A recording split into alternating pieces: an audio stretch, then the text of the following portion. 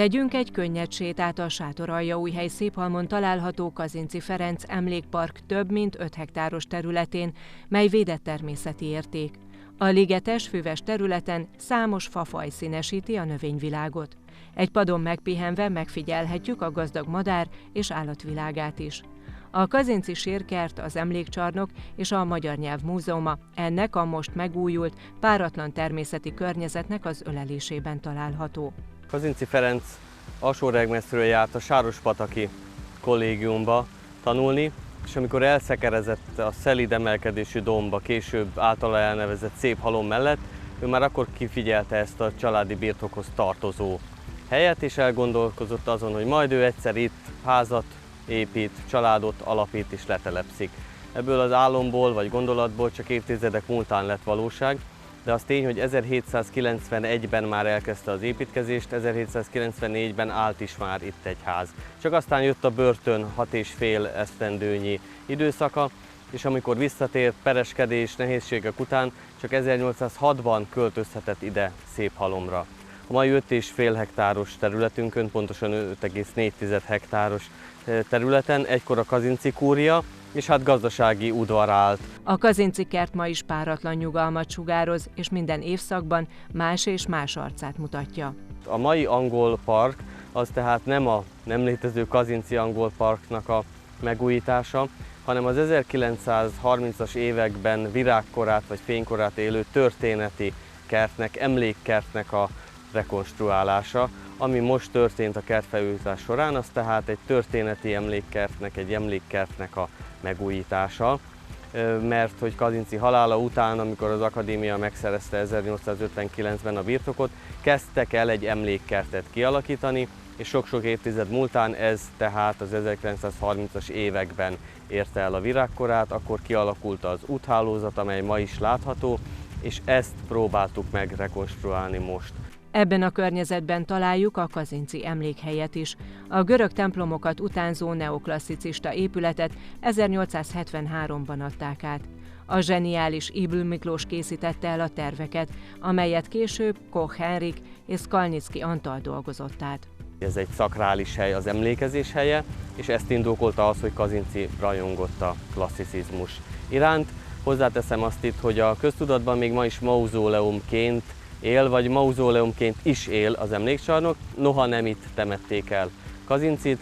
73, tehát 1873 az az időpont, amikor elkészült az emlékcsarnok. 1876-ból ismerjük az első vendégkönyvi bejegyzést, és hát az unoka Becske Bálint pedig a századfordulón gyűjtötte össze a Kazinczy család relikviáit, tehát ilyen értelemben múzeumként, kiállításként ez az 1900-as évek elejétől működik. Az emlékcsarnok az utóbbi években a Kazinczy kert igazi égkövévé vált. Előbb 2000-ben és 2001-ben teljesen, majd most 2020-ban és 2021-ben részlegesen restaurálták az épületet kívül és belül.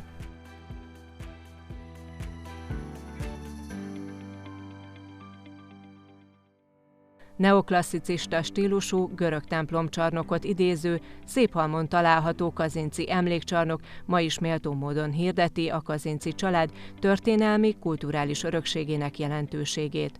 Neves építészünk Ybl Miklós tervei alapján 1868-ban kezdték el annak építési munkálatait, majd 1873-ban adták át.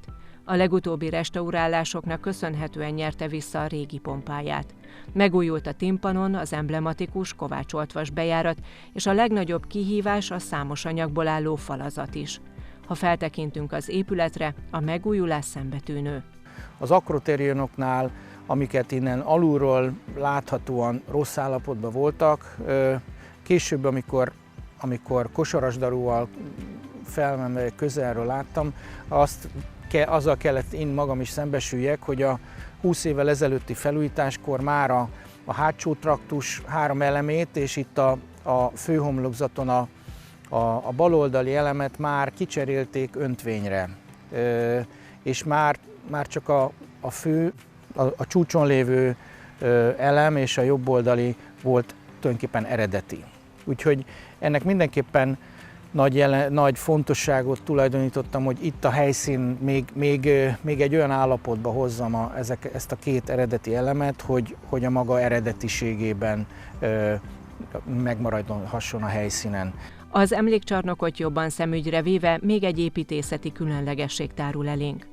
Érdekesség volt a lábazat, tehát az épületnek is van egy színdinamikai képe, amit Ybl elképzelt, és ami mára szinte nem volt már érzékelhető, hogy végigfut a lépcsők fölött egy olyan faragott, tagozott párkányok által övezett, sötét, mészkő lapokkal burkolt sáv, ami az épületnek tulajdonképpen az alsó sávját jelenti, és ezek eredetileg az anyag szerkezetből kellett azt kikövetkeztessük, mert ez már látványában nem volt érzékelhető, hogy ezt eredetileg fölfényezett, tehát egy ilyen márványszerű lapokként alkalmazták ide, és ami egy szép kontrasztot adott az egyébként világos, egészen világos tufa kövekhez képest, és a lábazatnak egyfajta stabilitást adott. Az emlékcsarnok megújítása során számos technikai megoldást alkalmaztak. Nem csak mint épület emelkedik impozánsan a kertben, hanem méltán őrzi a kazinci örökséget is.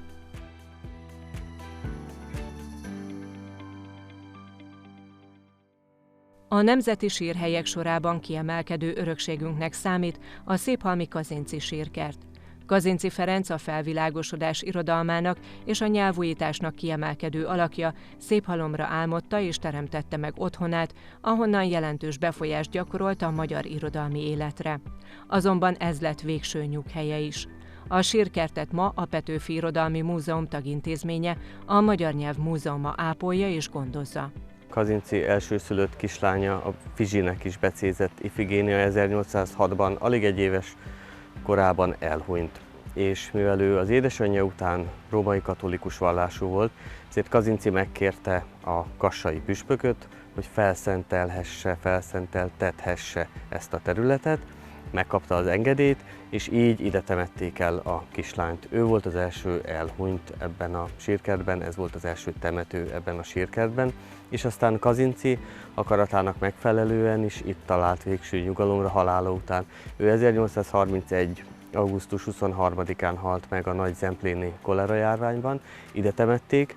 De itt talált örök nyugalomra felesége, Török Szofi, az unokák, Kazinci Lajos és Gábor is, vagy éppen Plezsnyovszky Ferenc is, aki Kazinci Ferenccel a munkácsi fogságban raboskodott együtt, majd a nyelvújító mellé szegődött már barátjaként. Ez a sírkert már a reformkor óta zarándokhely, meglátogatta a Kazinci sírját Petőfi Sándor, járt itt Tompa Mihály, Arany János. És azóta is évente ezrek látogatnak el Széphalomra a sírkerthez. 1882-ben az akadémia egy öntött vas lisztkerettel vette körbe a sírkertet, és aztán egy másik nagy történés az már 1983-ban esett meg, amikor egy tartósabb kőből készítette el Pál Mihály szobrászművész ezt az emlékkövet, és a legújabb esemény pedig 2019-es, mert 2019-ben Nemzeti Örökség Intézete megújította a síremléket és a Kazinci sírt, és most pedig a kertfelújítás során az egész sírkert méltóbb környezetet kapott. A kazinci életmű és a magyar nyelv ápolásának átfogóbb megismerése mellett a Széphalomra érkezők ezen a szakrális helyen a himnusz és a szózat eléneklésével róják le tiszteletüket a szent öreg előtt.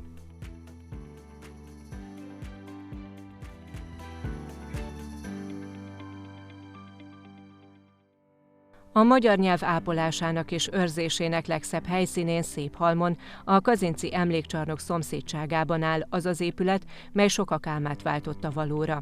A Magyar Nyelv Múzeuma épülete modern stílusával hirdeti, hogy a magyar nyelv ápolása és művelése nem csak a korábbi évszázadokban volt fontos, hanem ma is kiemelt figyelem fordul nemzeti önazonosságunk alapkövére. Mi most egy kazinci emlékhelyen vagyunk, a Kazinci Emlékkertben.